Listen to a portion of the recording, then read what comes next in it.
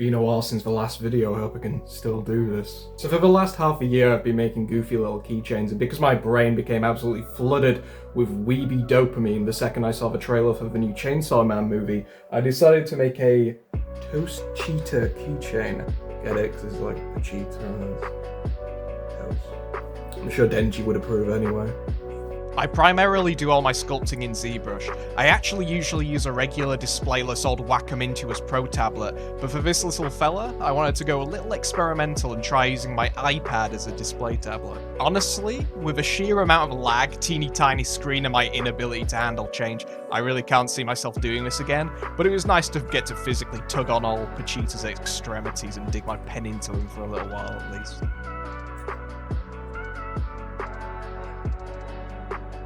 Look at how happy the little guy is now he's got his little slice of happiness. Still need to add his whirring blades of joy though.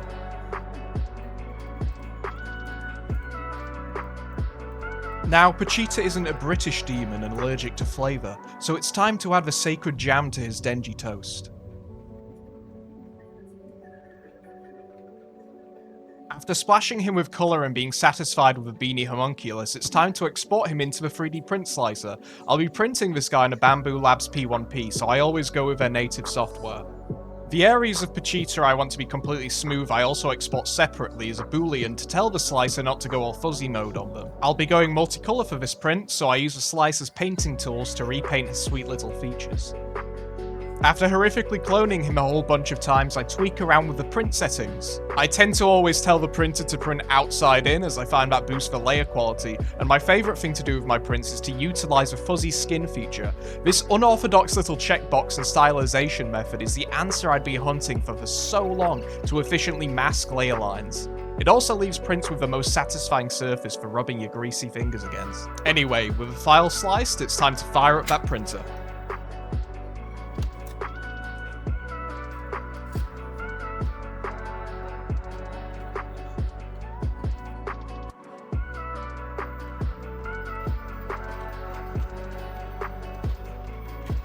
After a few days of longingly gazing through the cellophane window, the whole plate is done and ready for post-processing.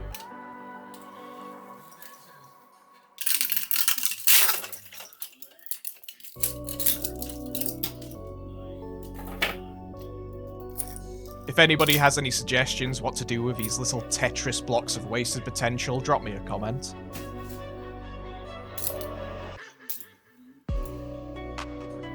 The first step of the post-processing journey is to snap off those supports. Thankfully, my filament and support settings are well dialed in, so this is usually not too laborious.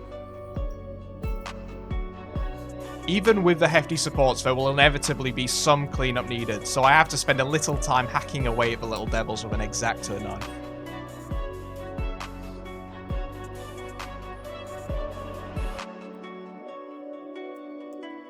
Sometimes there'll be weird unforeseen issues like every POCHITA from his plate having a little over-extrusion under the left pupil, but no worries, we can perform a little eye surgery.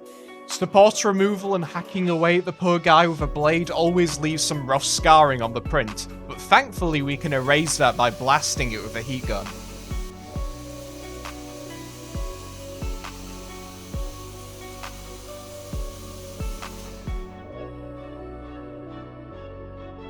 After getting him all nice and clean, it's time to get messy again with the eye juices.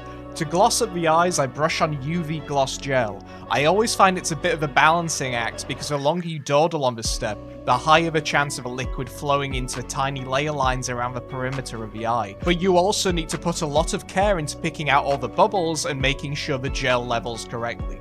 Once I'm satisfied with the outcome, I hit it with a UV torch and then go on to the other eye.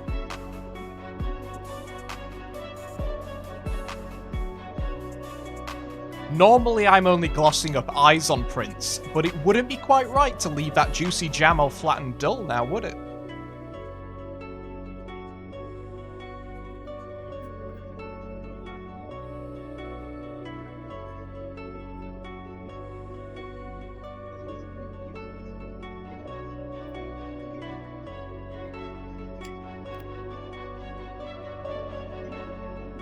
The last step of the process is to keychainify him. I always incorporate a little hole into my sculpts so I can easily screw in an eyelet to hook the chain around.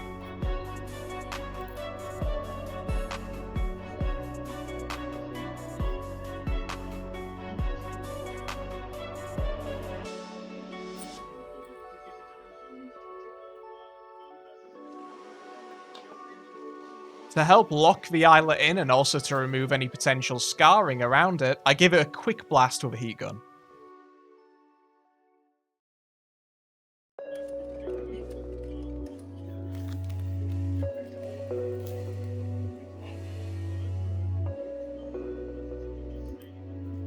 Finally, I awkwardly finagle the loop around the keychain bit, lock it in, and we're done.